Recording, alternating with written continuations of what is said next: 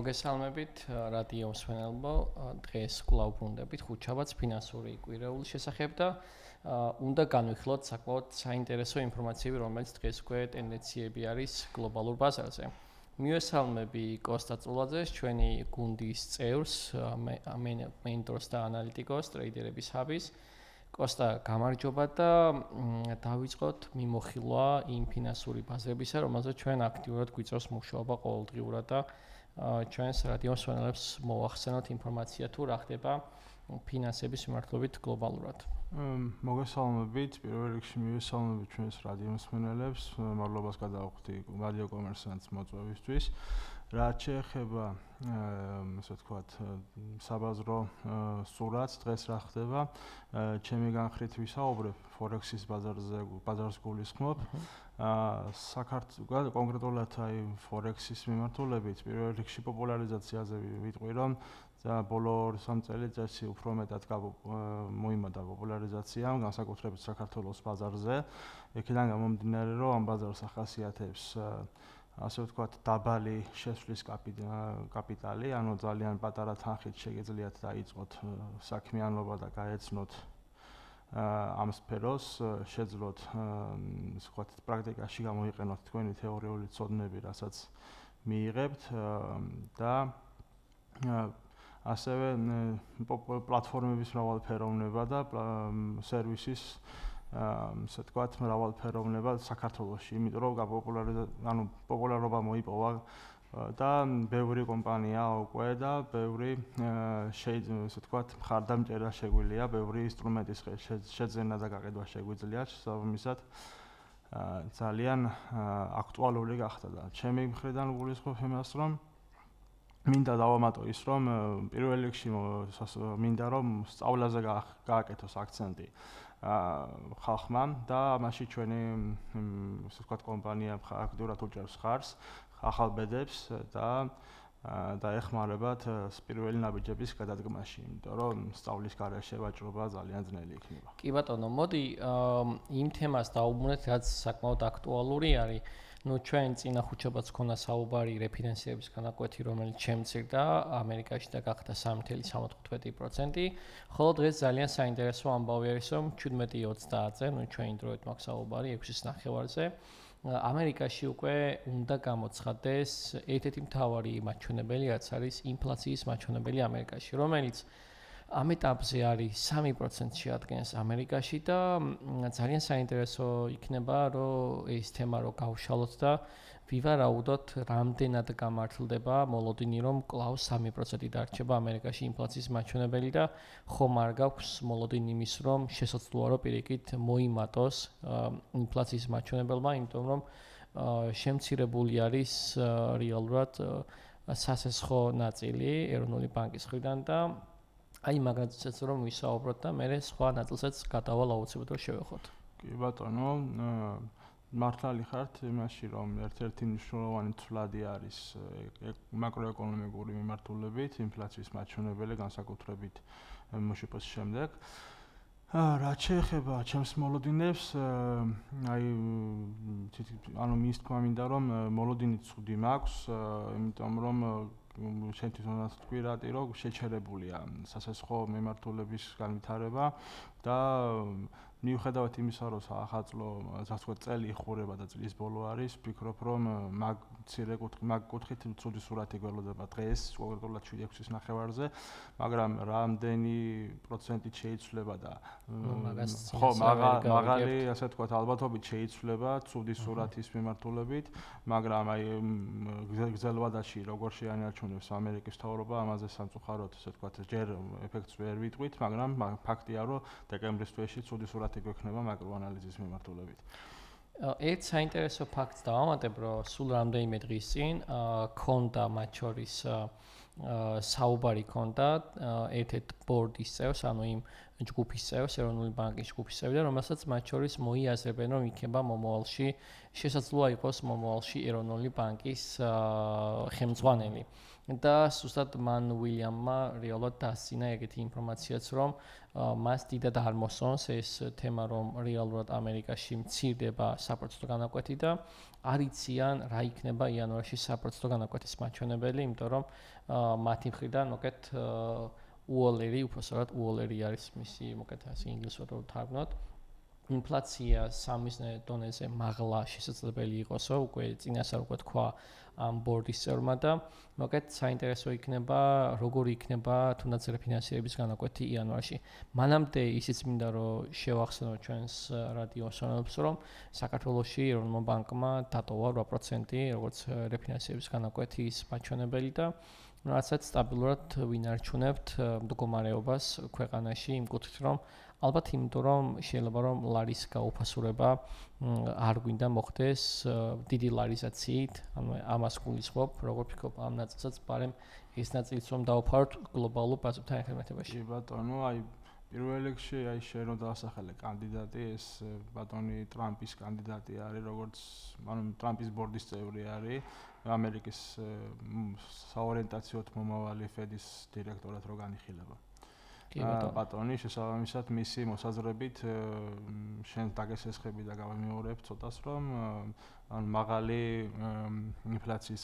რეიტი, ასე ვთქვათ, კოეფიციენტი იქნება წინასწარ გააფრთხილა მოსახლეობა ცუდი სურათისკენ. რაც შეეხება ჩვენს ეროვნული ბანკის ქმედებებს, ვფიქრობ რომ მათი გამოცდილებით, ასე ვთქვათ, წინ მქონდა ჩვენ ადრე იმის ცუდი სურათი, რომ საკმაოდ გაიქცა კურსი და გაფუჭდა ადრინდელი პრობლემების გამო. ეხლა ვფიქრობ, რომ ასე ვთქვათ,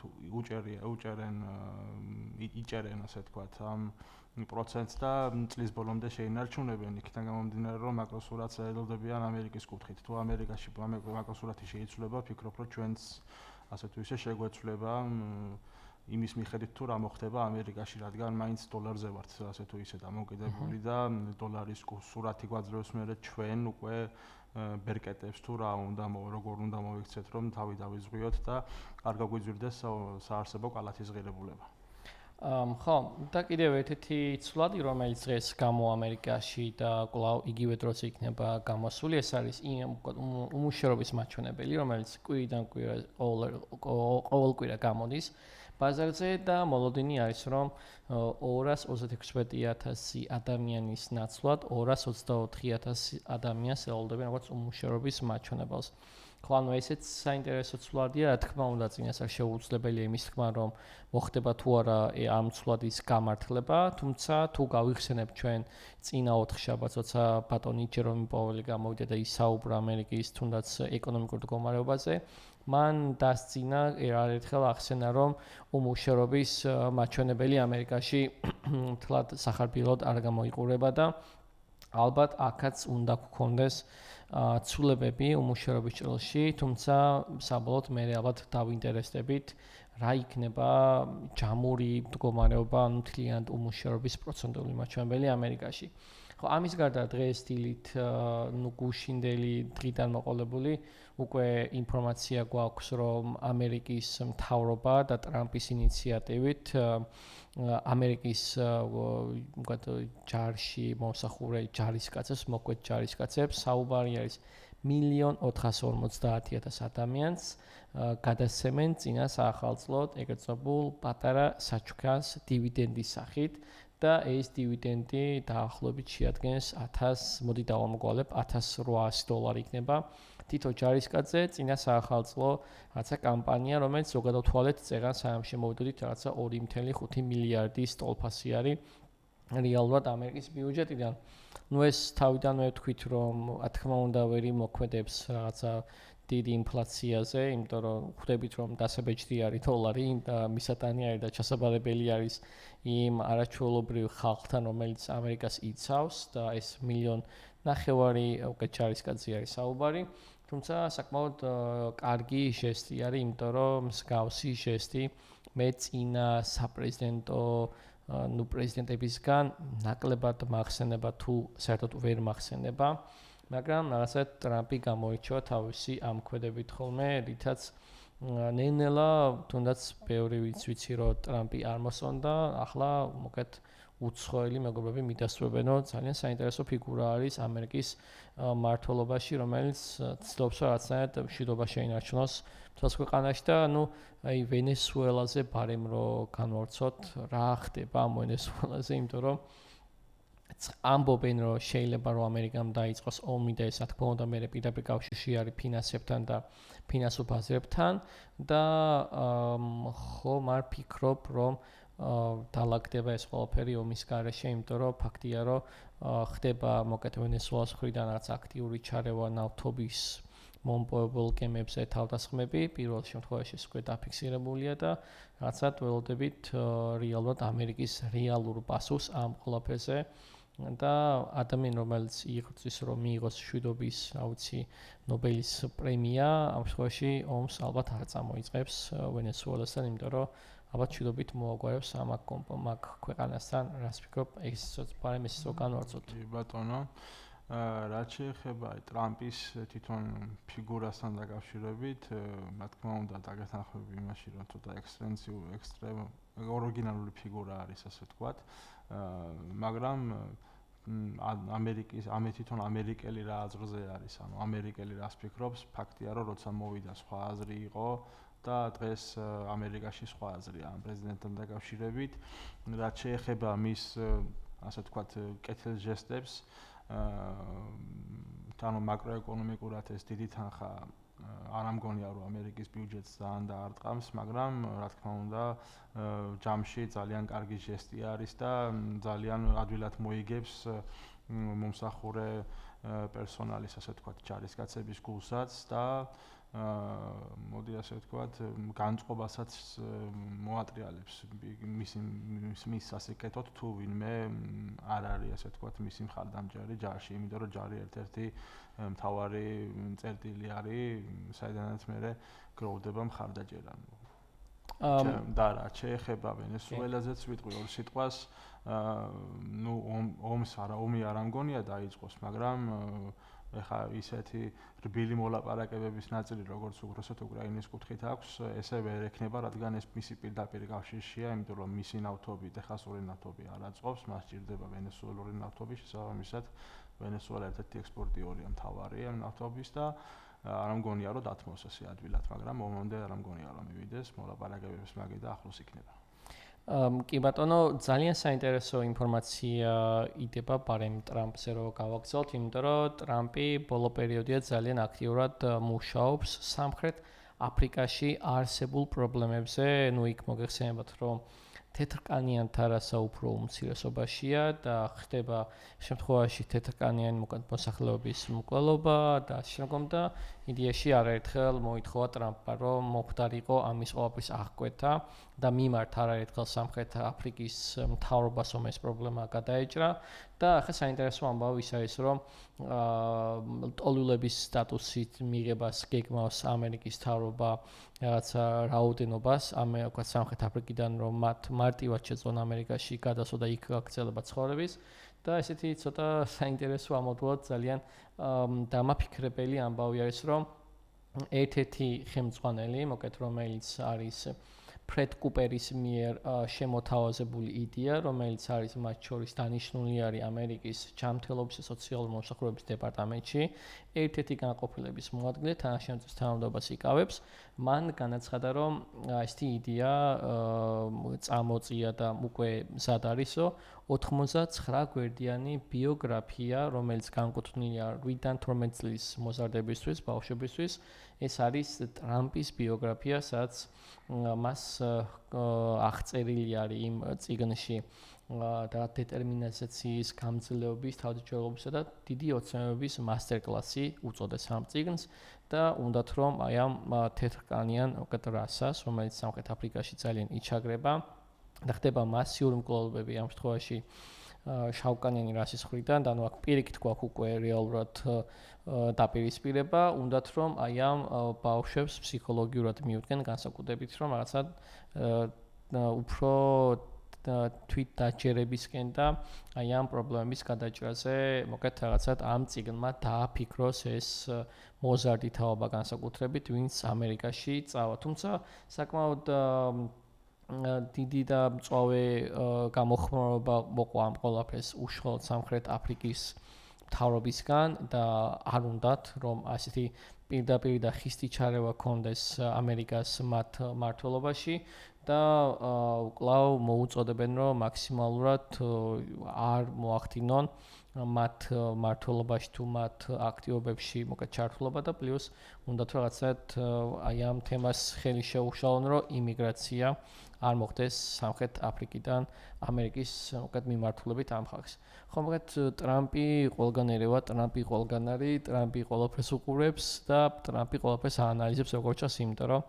ძალიან აქტიური არის მისი მმართველობა, განსაკუთრებით თუ შევხედავთ წინა მორბეთ მოკეთ მმართველებს. და კიდევ ერთი ბარემ ალბათ შენც გეცოდინება რომ როცა ჯერომი პაუელი გამოვიდა და 0.25-ით შეამცირა, იმავე დღეს ტრამპს ჰქონდა თავისი შეხვედრა, თავისი სხდომა ჰქონდა გამართული და თქვა, რომ ძალიან ცოტა არის 0.25 და უნდა უფრო სწრაფად შემცირდეს და იდეაში 0.50 კარგი იქნებოდაო, ესეც თქვა, რომ შემცირებულიყო რეფინანსების განაკვეთი. რამდენად მიგაჩნია, რომ ეკონომიკა უფრო ძლიერია ტრამპის პერიოდში, ვიდრე ეს იყო თუნდაც ბაიდენის ან სხვა წინამორბედი მოკეთ დემოკრატების პერიოდში. საინტერესო დიალოგია, ან რაც შეეხება ანუ ასე ვთქვათ, ჯერ დავიწყებ ანუ აფრიკის რესპუბლიკის დეტალებზე. სამხრეთ აფრიკა თავის რეგიონში არ არის ხელწამოსაგრავი სახელმწიფო, მიუხედავად იმისა, რომ ასე ვთქვათ, არ არის ძლიერი, მაგრამ არ არის ხელწამოსაგრავი. აქედან გამომდინარე, მათი ჩარევაც მესმის, რომ მათი აზრიც მესმის, რომ რატომ უნდა ჩაერიოს ამერიკა, მაგრამ ამერიკის პარტნიორობა არ არის ცუდი, ჩემი გადმოსახედიდან და ემიგრაციის გაზრდა არნიშნავს იმას, რომ მას პრობლემები შეექმნა, პირიქით ეს ხალხი კეთილდღეობისთვის იბრძვის და მიიღებს უფრო კარგ ცხოვრებას ამერიკაში. რაც შეეხება ტრამპის ამ ქმედებას აზრს, რომ ინფლაციას 0.50 პუნქტი იჯობდაო, თავისთავად ჯერომ პაუელის ყველა ქმედებას ასე ვთქვათ, უმიზნებს ტრამპი, რომ უნახოს ნაკლი, იქიდან გამომდინარე, რომ არ არის მისი კადრი. რაც შეეხება რატომ 0.25 და 0.50, ვფიქრობ, რომ რაც ანუ გაუძლებს ამერიკის ეკონომიკამ ყველაფერს, ჯერჯერობით დადებითი ტენდენცია არის იმის, რომ კიდევ უფრო ადვილად შეძლოს, ასე ვთქვათ, მხარდაჭერა, გადახურებული ეკონომიკა არ არის, ამას გვიჩვენებს S&P 500-ის ინდექსიც კი, იმიტომ რომ ჯერ კიდევ აქვს რესურსი, რომ გაიზარდოს ამერიკის ეკონომიკა ფაქტიურად, მაგრამ ეს იქნება სავარაუდოდ წლის ბოლომდე და არა 2026 წლის ანალიზი, იმიტომ რომ ამ წლის ბოლომდე თუ მოახერხებენ ცვლილებებს და შეინარჩუნებენ ამ ცვლილებებს ძალიან კარგია, მაგრამ იანვარში უნდა დაველოდოთ ყველა ძირითად ქმედებებს, რომელიც 2026-ის მაკროანალიზს გვიჩვენებს და ვიხვდებით, რამდენჯერ შეძლებენ შემდეგ წელიწადში ცვლილების დაგეგმას ეროვნული ბანკის სხდომებზე. მაგრამ ისიც უნდა გავითვალისწინოთ, რომ ჯერომ პაუელს ეწურება, ასე ვთქვათ, ვადა და თუ შეიცვალა კადრი, შემდეგ უკვე მაკროსურათით შეიცვლება. მართალი ბრძანდებით ბატონ ჯერომის ეროვნული ბანკის ხელმძღვანელს ამერიკაში თუ არ ვწდები ივნისში უკვე თავისი 8 წლიანი მოღვაწეობის პერიოდი ეწურება, ის ვეღარ გააგრძელებს რა თქმა უნდა ამ პოზიციაზე და ალბათ უკვე მალე მოხდება უკვე კენჭისყრა, უკვე როცა მივახლოვდება რომ გავარკვიოთ ვინ იქნება ახალი ფედერალური რეზერვების ხელმძღვანელი ამერიკაში. პრინციპში ჩვენი ფინანსური კვირის მთავარი ნაწილი სწორედ ეს იყო, რომ ტრამპი და რეფინანსირება და მოკეთ ფინანსური მიმართულები რომ გაგვეხილა კარგად, რომ გაგვეცნო ჩვენი მოკეთ მსმენელებისთვის და შემდგომ უკვე მაყურებლებისთვის სოციალურ ქსელებში. ამიტომ მაქსიმალურად მოუწოდებთ ყველას, რომ გამოიწერეთ, რა თქმა უნდა, ყველა ჩვენი სოციალური მედია, კომერსანტი, ტრეიდერების ჰაბი და ჩვენ შემდეგ ხუთშაბათამდე დავიმშვიდობებით ჩვენ მსმენელებს და უკვე კიდევ უფრო სხვადასხვა საინტერესო ინფორმაციებით დაგიბუნებით შემდეგ ხუთშაბათს დროებით. მადლობა. მადლობა რადიო მსმენელებს, მადლობა რადიო კომერსანტს მოწვევისთვის.